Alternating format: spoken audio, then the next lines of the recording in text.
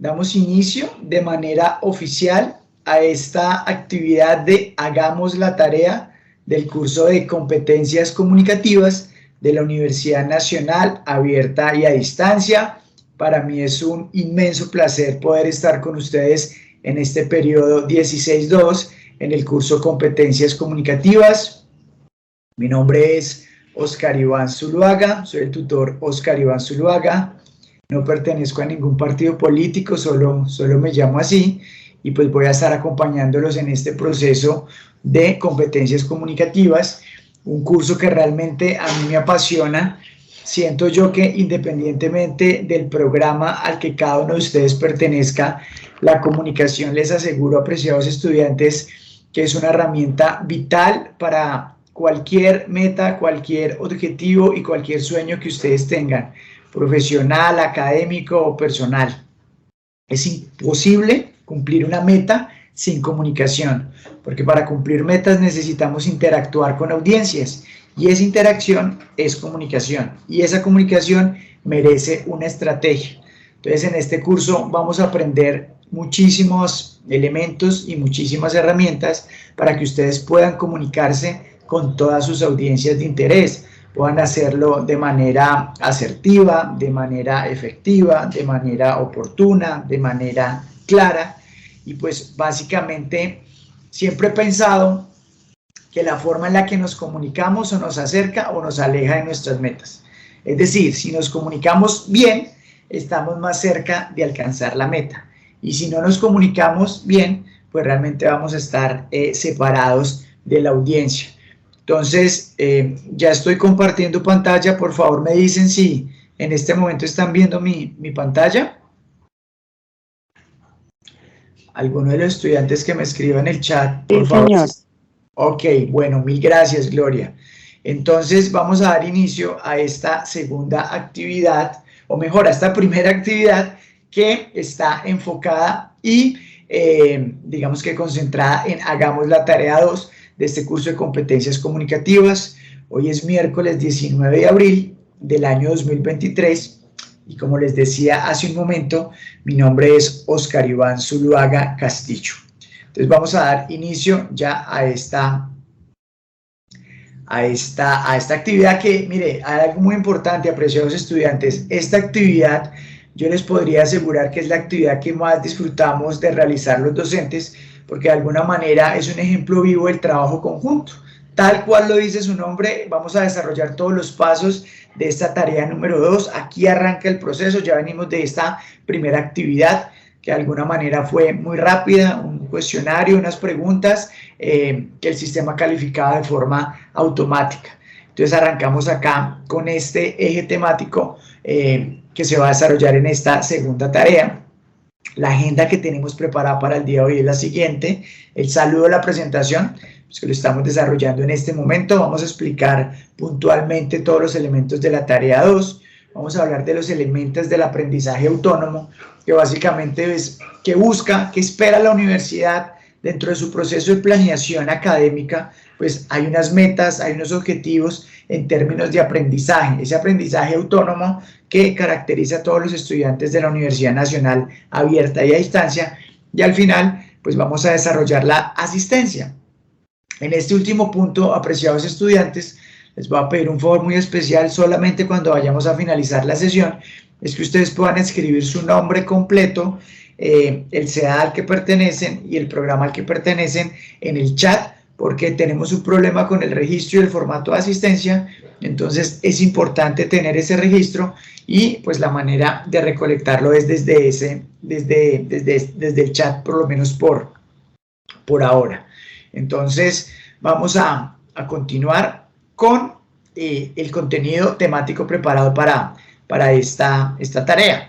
Entonces hay que arrancar por decir que esto es una actividad independiente, es decir, que es una actividad individual que los estudiantes realizan de forma autónoma y de forma individual. Cada actividad de todas las que vamos a desarrollar en este periodo, apreciados estudiantes, vamos a desarrollar 5 actividades. Arrancamos esta actividad número 2, tiene un puntaje máximo de 115 puntos. Es decir, los que presenten un trabajo muy estructurado y muy bueno van a tener la máxima calificación, que como les digo es de 115 puntos. Esta actividad tiene una fecha de inicio y una fecha de finalización. La actividad inició el pasado 14 de abril y cerrará el viernes 12 de mayo. Es muy importante que ustedes tengan presente estas fechas, ambas son importantes, pero evidentemente la fecha de cierre, pues básicamente el sistema no deja enviar ya después tareas después de que se cierre la plataforma. Entonces estamos acá todavía con buen tiempo para que ustedes puedan desarrollar una tarea, pues digamos que muy bien elaborada. Entonces vamos a empezar a desarrollar punto por punto en qué consiste esta tarea 2, apreciados estudiantes. Lo primero que ustedes tienen que hacer es publicar en el foro una fotografía familiar que tenga orígenes familiares. Chévere que ustedes puedan tener, los que tengan el privilegio de tener abuelos, que puedan tener una foto con sus abuelos, con sus papás, hermanos, primos, los que tengan de pronto con sus tíos, una fotografía familiar.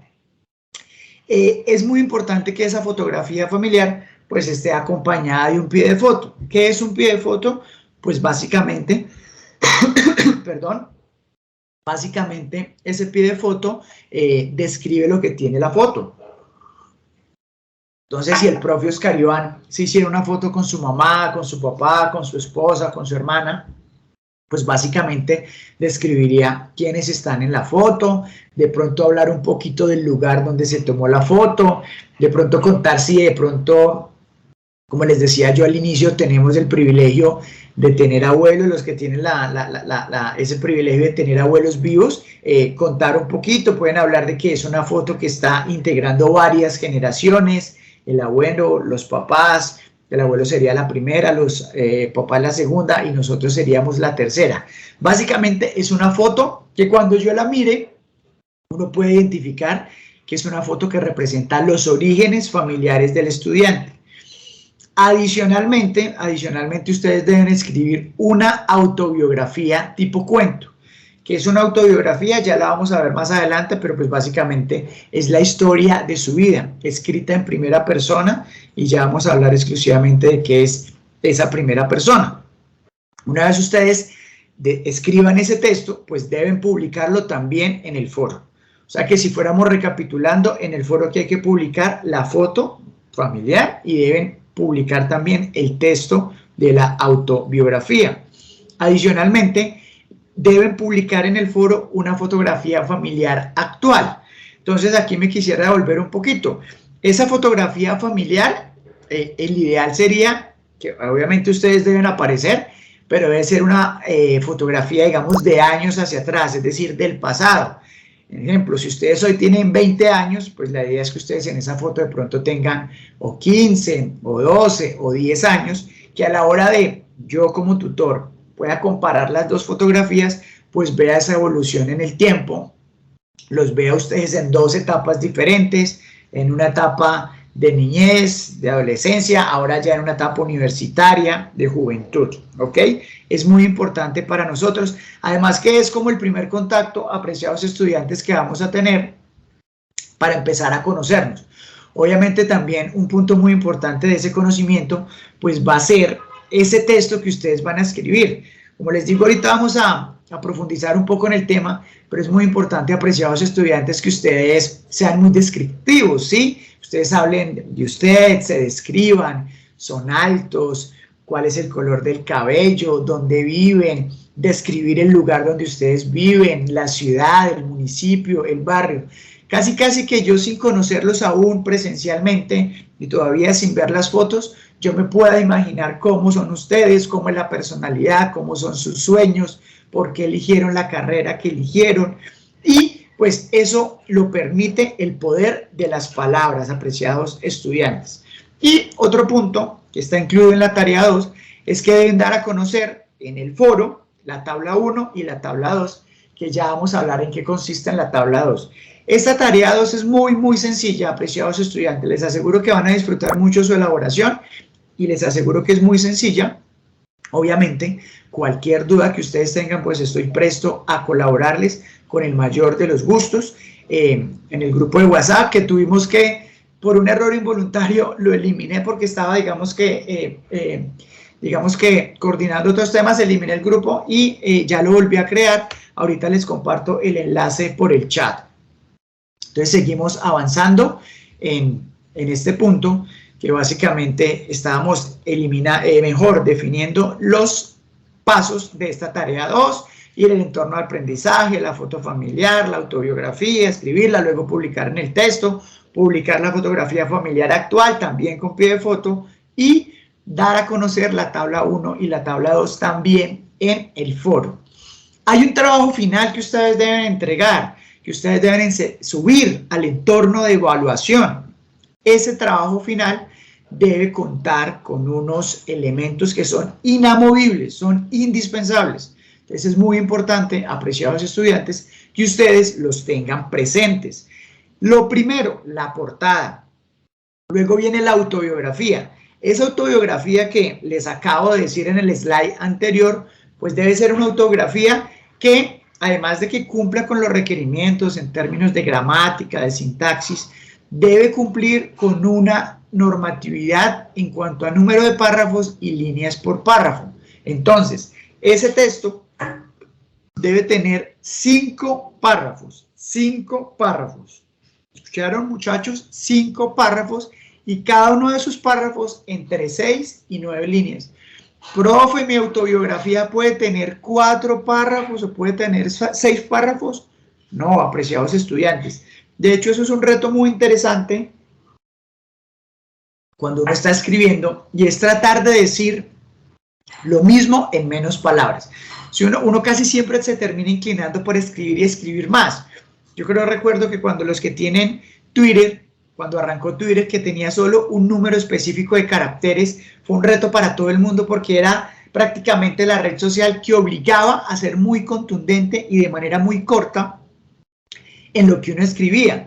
Pero cuando uno debe escribir menos, pues obligatoriamente está, digamos que, casi que condicionado a que debe ser más contundente lo que escribe. Entonces requiere un pensamiento más profundo y más analítico. Lo mismo que cada párrafo, es decir, cada uno de esos 5 párrafos debe estar integrado por un número específico de líneas, que ahí sí, digamos que hay un espacio más flexible, puede ser entre 6 y entre 9 líneas. Puede tener 5, puede tener 10, puede tener 8, no, apreciados estudiantes, debe tener entre 6 y 9 líneas. Ahí va a ser entonces muy importante el proceso de edición que ustedes desarrollen. ¿Qué es la edición? Pues básicamente cuando uno empieza a escribir, uno empieza, lee, vuelve y lee, lee, vuelve y lee, y en ese proceso uno dice, aquí le puedo quitar esto, aquí puedo cambiar esto, aquí me faltó esta tilde, acá esto de pronto no está claro. Yo tuve la oportunidad de trabajar en el periódico Tiempo hace ya muchísimos años, y la manera en la que nosotros corregíamos los textos que escribíamos era cuando el texto que uno escribía antes de que lo revisara el jefe de redacción, uno se lo daba a un compañero para que él lo leyera en voz alta. Uno no miraba al compañero, simplemente lo escuchaba y él empezaba a leer lo que uno había escrito. Si uno, cuando él estuviera realizando ese proceso, se daba cuenta que él empezaba a leer algo como que medio raro, como que uno lo escuchaba como que, uy, acá le faltó una coma o acá faltó algo, no es que el compañero de uno estuviera leyendo mal, sino que fue uno quien escribió que le faltó un signo de puntuación, una coma, un punto y coma, un punto seguido, o quizás una palabra tuvo un error de digitación. Entonces es muy importante. Que debe tener también el trabajo, las 2 fotografías, cada una con el pie de foto, y las tablas 1 y 2. Entonces, si ustedes se dan cuenta, lo que ustedes comparten en el foro, también deben incluirlo en el trabajo. Ahora vamos a hablar de qué es una autobiografía. Es una narrativa de nuestra propia vida y se escribe en primera persona. ¿Qué es primera persona? Hablar, digamos, de quien está escribiendo, ¿sí? De quien está plasmando en papel o en computador esa historia.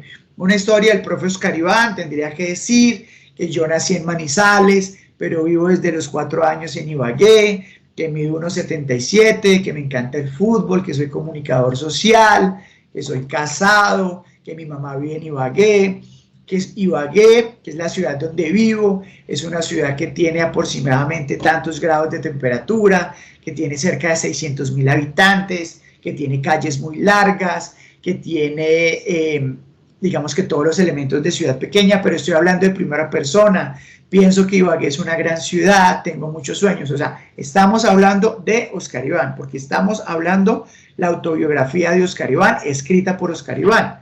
Entonces no podemos escribir, somos, digamos que un equipo de personas, no, somos no, porque eso ya sería tercera persona, o hablar de, digamos, en segunda persona, estamos hablando de otra persona, no, hablamos acá en primera persona, que es muy importante. Ahora, hablábamos de que cada autobiografía debe tener 5 párrafos, 5 párrafos. Acá les voy a compartir que debe tener el primer párrafo. El primer párrafo es de introducción. Ese párrafo, la recomendación, apreciados estudiantes, es que sea narrativo. Ahí dan a conocer el contexto de la historia familiar, hablan de sus abuelos, hablan de sus papás, tiene que haber una descripción del lugar de origen, de dónde son sus abuelos, digamos que básicamente de dónde son sus abuelos, la ciudad donde nacieron, los personajes que participan en la misma. Luego viene un segundo párrafo que tiene que ser ya más descriptivo. La redacción se enfoca en mostrar características físicas de los personajes y los lugares geográficos. Yo soy una persona alta, de piel blanca, de ojos oscuros, de cabello castaño, de cabello mono, mis ojos son grandes, mis facciones son de determinada manera, lo que ha vivido con la familia, son una familia echada para adelante, trabajadora, son una familia numerosa, de cuántas personas, de muchos primos, o son una familia muy pequeña. Digamos, en el caso de mi familia, yo solo tuve una hermana, entonces una familia con 2 niños de 4 personas. Sí, todos esos detalles los comparten. El párrafo número 3 sigue y retorna al estilo narrativo. Ahí la idea es que se empieza a desarrollar la idea principal y complementarias del párrafo. Básicamente lo que buscan es narrar características morales, de percepción, gustos de los personajes. Entonces ustedes pueden decir que al papá le encanta el fútbol y que producto de ese amor por el fútbol usted lo llevaron al estadio muy pequeño y que fue en ese momento mágico en el que usted se hizo hincha del equipo de su ciudad, del equipo de su municipio, que a partir de ese momento usted ama el fútbol, que recuerda mucho esas idas al estadio, de pronto comer algo antes de ingresar al estadio, después la euforia del gol o la tristeza de la derrota, bueno, todo lo que ustedes quieran contar. Ahí estoy poniendo un ejemplo del fútbol, pero pueden llevarlo a la música, pueden llevarlo a los paseos que hacían familiares, pueden llevarlo a un montón de elementos.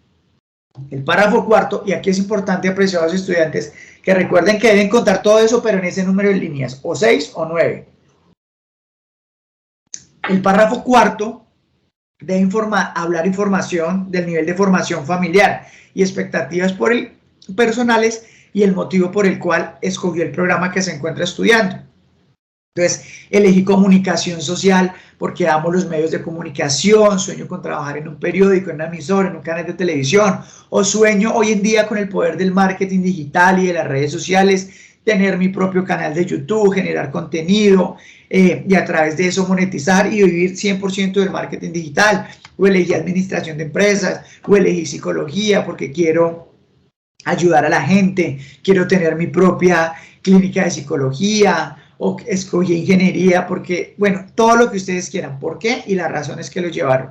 Y el último párrafo, pues como todas las historias, tienen que tener un inicio, un desarrollo y un desenlace. Entonces, básicamente acá es la narración de los sueños, los proyectos personales y lo que ustedes quieren conseguir a futuro.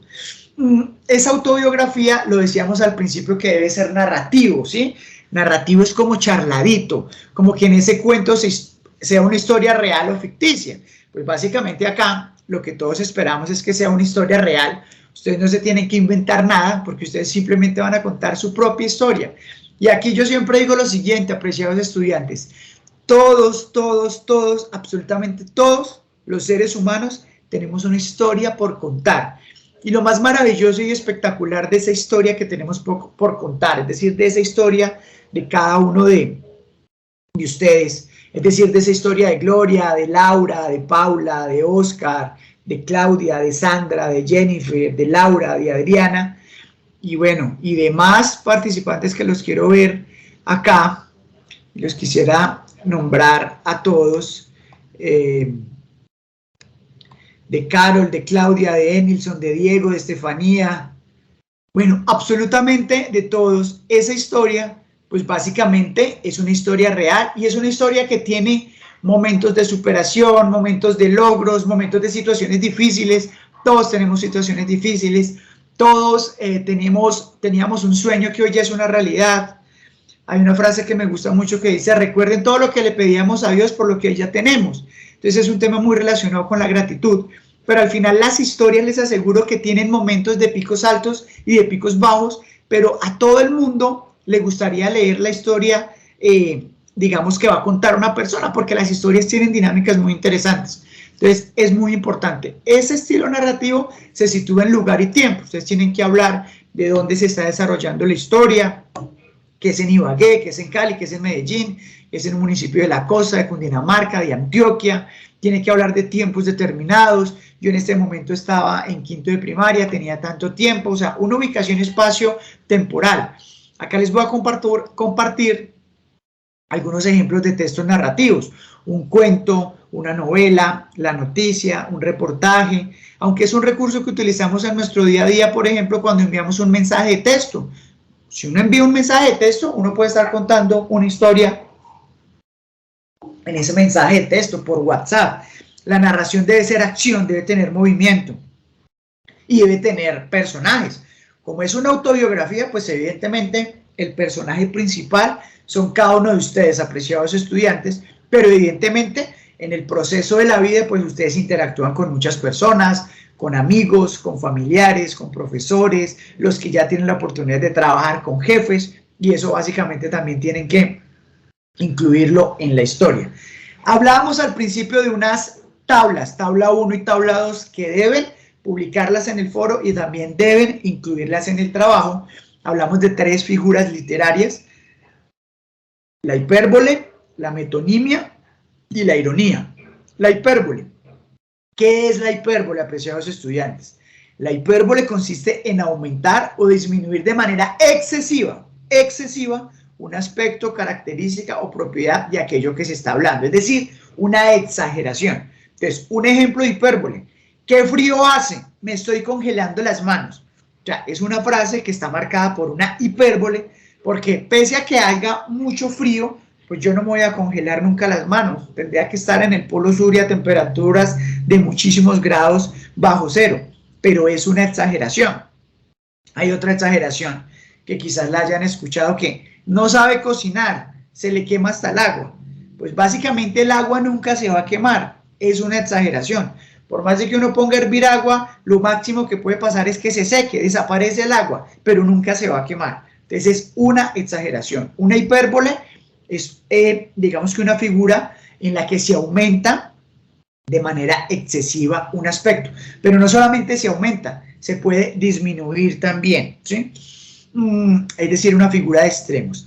La metonimia básicamente consiste en designar una realidad, cosa o idea con el nombre de otra, con la cual tiene alguna relación objetiva, de dependencia o de casualidad. Entonces, ejemplo: los niños son la alegría de la casa. Entonces, básicamente, ¿qué quieren decir ahí? Los que tienen de pronto hijos, hermanitos pequeños o primos, pues quieren referirse que la felicidad la produce la presencia de esos niños en la casa. Porque cuando los adultos llegan y están los niños en la casa, los niños corren, los niños sonríen, los niños juegan, los niños están diciendo todo el tiempo cosas muy curiosas, cosas que nos van a sacar una sonrisa. Entonces, eso es una metonimia, porque básicamente están designando una realidad y le están buscando una relación objetiva de dependencia o de casualidad con otra situación. En ese museo hay varios boteros. Entonces, básicamente, esta frase se utiliza para decir que hay varias obras elaboradas por el maestro Fernando Botero.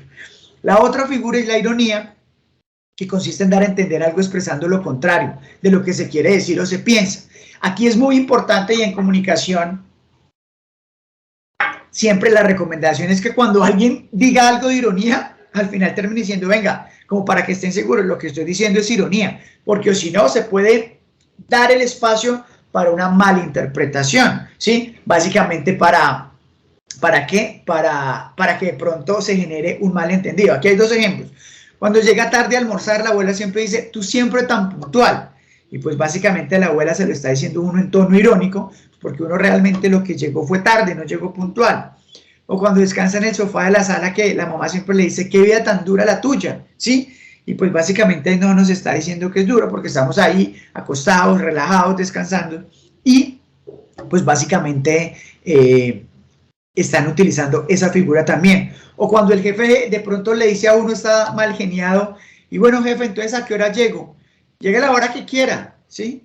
Pues qué tal que uno entienda que la hora que quiera es por ahí a las 3 de la tarde, pero pues digamos que hay que entender que es una ironía. Entonces por eso en comunicación hay una frase que es muy poderosa que me encanta, que es de Alejandro Formanchuk, un teórico de la comunicación argentino muy interesante que se lo recomiendo.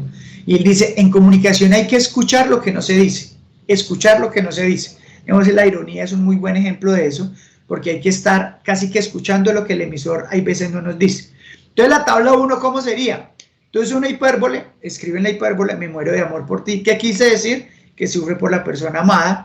La metonimia, préstame tus oídos. ¿Qué quise decir? Que esté pendiente de lo que habla y luego me cuenta, ¿sí? Uno muchas veces le dice a alguien que présteme sus oídos para que de pronto le colabore con algo que de pronto la persona está más cerca, puede tener más acceso a la información.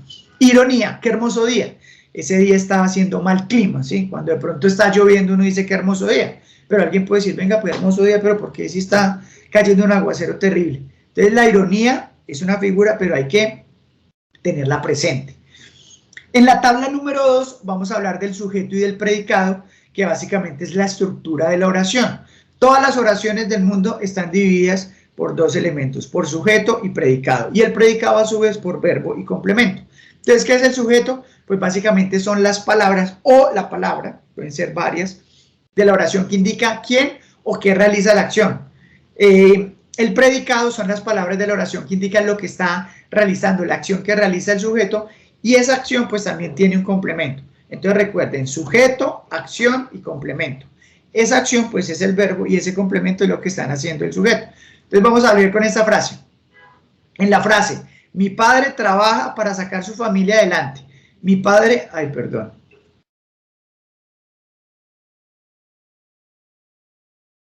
Mi padre es el sujeto. Trabaja es el verbo porque es la acción.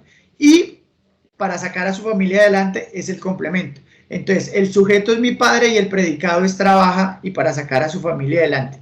Eso deben tenerlo en la tabla número 2. Entonces, aquí hay un ejemplo. Entonces, deben tener cinco ejemplos de sujeto y predicado. Entonces, María subió el árbol más alto, Cali es ciudad cívica, Gonzalo llegó primero que todos, papá compró una mascota consentida, ellos viajan a Villavicencio. Ahí está explicado cuál es el sujeto, cuál es el verbo y cuál es el complemento. Aquí hay un ejemplo para que ustedes también se hagan una idea real y gráfica de las fotografías que deben subir al álbum familiar, al foro y también deben incluir en su trabajo. Entonces, que identifique los orígenes familiares, abuelos, padres, de llevar el pie de foto, es decir, una breve descripción que puede ser entre 3 y 4 líneas, en el cual explique el contenido de la imagen.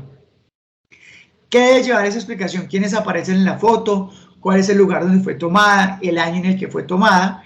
Y esa fotografía se publica en el foro. La foto familiar debe ser tratando de mostrar realidad inmediata, que fije un paralelo entre la primera y la segunda. La segunda fotografía familiar es el tercer aporte que deben publicar en el foro. Algo importante, deben estar acompañadas de pie de foto. Como ustedes saben, apreciados estudiantes, cada tarea, en este caso la tarea número 2, del curso de competencias comunicativas y de todos los cursos de la Universidad Nacional Abierta y a Distancia, pues están medidos, enmarcados en una rúbrica de evaluación. Esa rúbrica de evaluación es la herramienta y el elemento con el que nosotros los docentes, pues digamos que realizamos la calificación que posteriormente subimos al entorno de evaluación.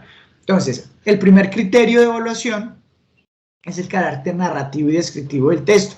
Este criterio representa 30 puntos de los 115. Entonces, el nivel la autografía logra que el lector imagine lo descrito mediante la mención de características, sentimientos, comparaciones y demás particularidades. Si alguien cumple con esto, pues va a tener alto. Si tiene alto, puede alcanzar entre 30, que es la máxima, y entre 18 puntos.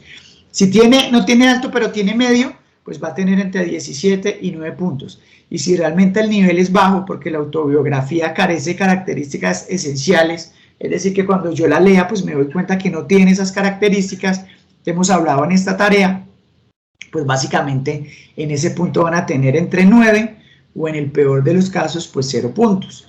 Luego viene otro criterio de evaluación que es el de las fotos. Entonces un nivel alto es el que publica las 2 fotos con pie de foto. Si tienen esos elementos, pues pueden alcanzar entre 15 y 8 puntos.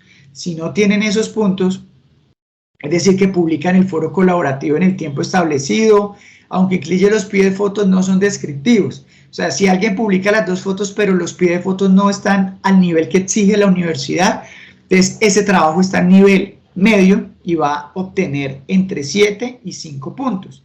Pero si no publica las 2 fotos o lo hace sin incluir pie de fotos solicitados, pues eso significa que su trabajo va a estar a nivel bajo y que va a obtener entre 4 y 0 puntos. Esto solo es para decirles porque yo sé que ustedes todos van a estar en nivel alto. Y el tercer nivel de evaluación, pues básicamente representa el 20% de los 5 puntos. También hay nivel alto, medio y bajo. En el alto, pues básicamente es que las figuras literarias y los verbos cumplan, que hayan las definiciones, que estén escritos de forma correcta, como yo sé que lo van a hacer ustedes. Básicamente ese trabajo, si se logra llegar a ese punto, pues van a tener 20 puntos, entre 20 y 10. Si tienen medio, pues van a tener entre 9 y 5. Y si tienen nivel bajo, que eso es estudiantes de otras universidades, no en la UNAD, pues van a tener entre 4 y 0 puntos. El otro criterio de evaluación, digamos que está en tener todos los productos recorridos en la presente tarea cuenten con estructura cohesionada y coherente.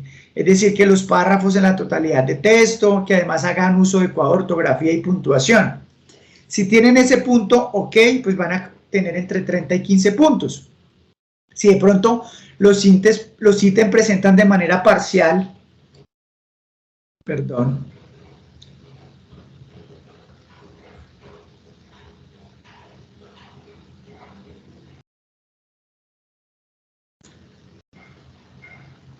se presentan de manera parcial la estructura discursiva y cohesionada, es decir, coherente en cada uno de los párrafos, además pero tienen algunos errores ortográficos o de puntuación, van a tener entre 14 y 8 puntos. Si tienen punto bajo, entre 7 y 0 puntos. El último nivel, pues básicamente es subir todo al foro de aprendizaje. Aquí hay un punto importante, apreciados estudiantes, recuerden que las retroalimentaciones se hacen en el foro, todo se hace en el foro. Hay el grupo de WhatsApp para de pronto intercambiar opiniones de algo, pero la retroalimentación ustedes la reciben en el foro. Entonces, si hacen todo en el foro, van a tener entre 20 y 10 puntos. El nivel medio es si el estudiante deja de subir uno de los aportes sugeridos en el foro de aprendizaje o no aplica los cambios, pues va a tener solo entre 9 y 6. Y si el estudiante sube el aporte al foro y no aplica cambios requeridos, pues va a tener entre 5 y 0 puntos. Este quinto criterio representa el 20% de la evaluación. ¿Cuáles son? También lo mencionamos al principio, los elementos del aprendizaje autónomo, es decir, los elementos que ustedes deben conjugar para que puedan hacer una buena tarea. Tienen que dedicarle tiempo, tienen que ser disciplinados, tienen que tener motivación, ¿sí? Entonces tienen que identificar qué los motiva, tienen que realizar muchas lecturas en el entorno de aprendizaje y tienen que tener organización. Yo supongo que muchas personas trabajan, apreciados estudiantes, y es un reto muy grande. Yo creo que todos lo hicimos en algún momento de nuestras vidas, estudiar y trabajar, pero básicamente, pues al final la satisfacción va a ser muy, muy grande y deben para lograr eso, pues tener muchísima organización. Observaciones, que son muy importantes. Para el buen desarrollo de la actividad es importante leer muy bien la rúbrica de actividades, los anexos 1 y 2. Muchas veces recibo mensajes, apreciados estudiantes, en otros periodos con otros estudiantes, profe, no entiendo. Y yo, bueno, ok, pero ¿qué parte de la tarea no entiendo? No, pues si me va a preguntar qué no entiendo, yo estoy para apoyarlo, pero es muy importante que me diga qué no entiende, porque si me dice no entiendo nada, es como si no hubiera leído absolutamente nada. La retroalimentación en el foro, los aportes se realizan hasta el martes 9 de mayo, ¿sí? Los aportes que se realizan después del 9 de mayo por directriz de la universidad no tienen retroalimentación. La tarea finaliza el viernes 12 de mayo. Los estudiantes que no presenten la actividad en dicha ficha deben presentar una justificación y la actividad se calificará ya no sobre 115, sino sobre 100. El único medio autorizado por la universidad para presentar los trabajos es por el entorno de evaluación. Ayer martes 18 de abril les compartí al correo el nuevo enlace del grupo de WhatsApp. Voy a compartirlo acá también por el chat para las personas que no, de pronto no están aún, no sé.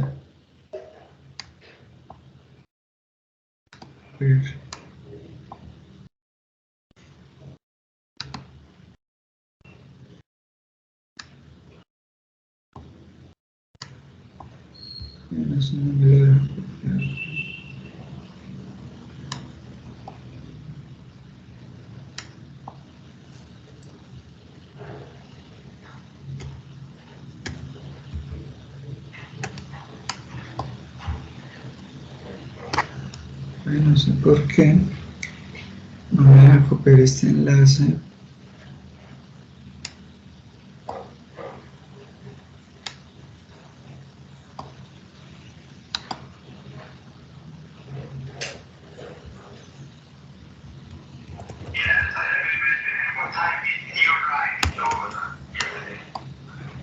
No sé qué pasó, no haga yo eso.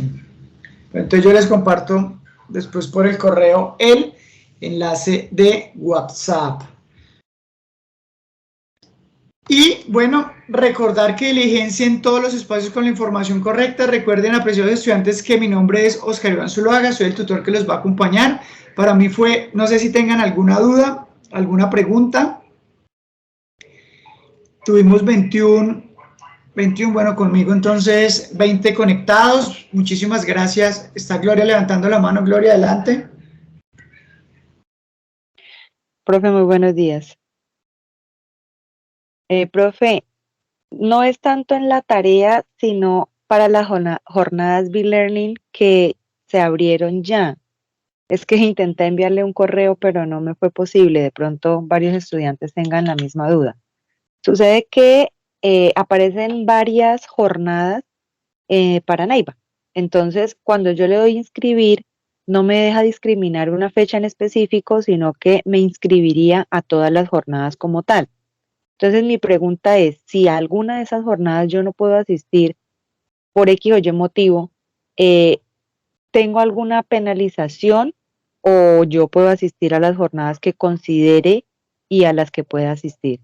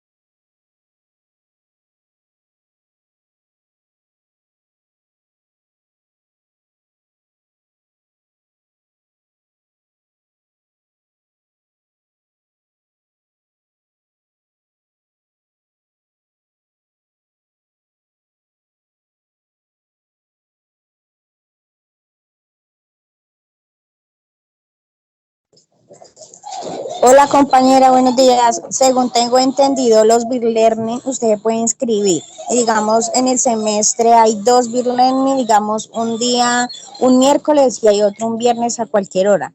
Usted se puede conectar a cualquiera de los dos. Específicamente no tiene que... Eso lo único que ahí tengo entendido son puntos. Si usted no se conecta, pues no los va a tener, pero si usted se conecta, tiene los puntos. Así tengo entendido yo sobre los B-Learning. Vale, compañera, muchísimas gracias. Vale, sí, porque creo que el profesor se le fue como la señal, no sé, nadie responde tampoco. Sí, eso parece.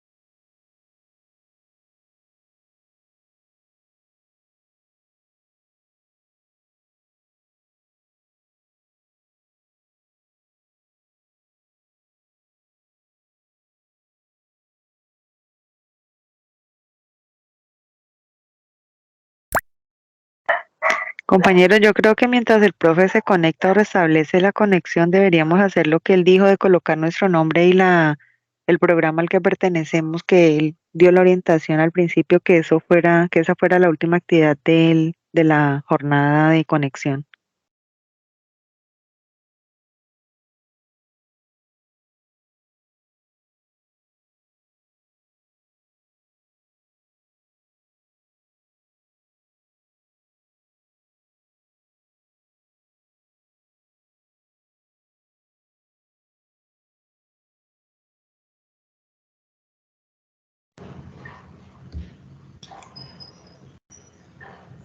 Buenos días, apreciados estudiantes. Hubo una falla de luz en mi apartamento, pero entonces ya estamos. Gloria estaba levantando la mano.